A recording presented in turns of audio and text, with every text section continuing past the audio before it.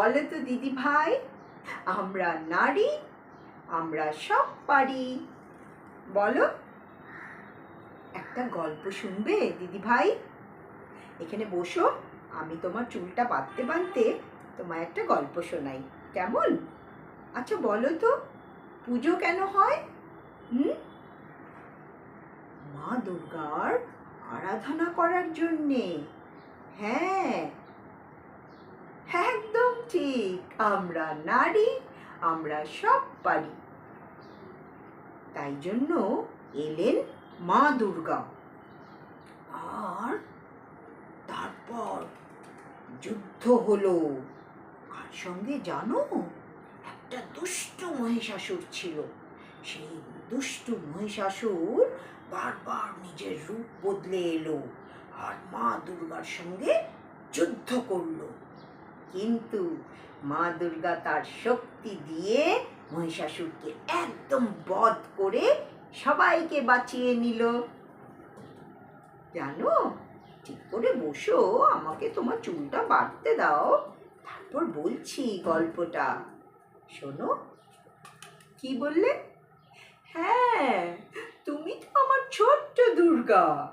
আর আমাদের সবার মধ্যে দুর্গা আছে। তুমি একদিন বড় হবে, পড়াশোনা করবে, তারপরে কাজ করবে, আবার হয়তো একদিন বিয়েও করে নেবে। কিন্তু অনেক বাধা আসবে জীবনে।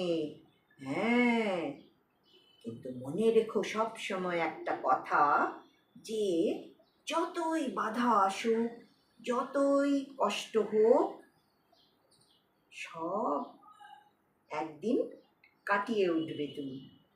হ্যাঁ, মনে রেখো কিন্তু তোমার মধ্যে সেই যুদ্ধ করার স্পিরিটটা আছে। তুমি নিশ্চয়ই একদিন জিতবে। তোমার মধ্যেও সেই শক্তিটা আছে। তোমার মধ্যে সব সময় বড় শক্তিটা আছে। তুমি নিশ্চয়ই জিতবে। তুমিও একদিন জিতবে। দেখি না, ঠিক করে বসো বাবা, চুলটাও তো বাঁধতে হবে। হ্যাঁ হ্যাঁ, আমরা সবাই যাব তো। চলো, আমরা সবাই যাই।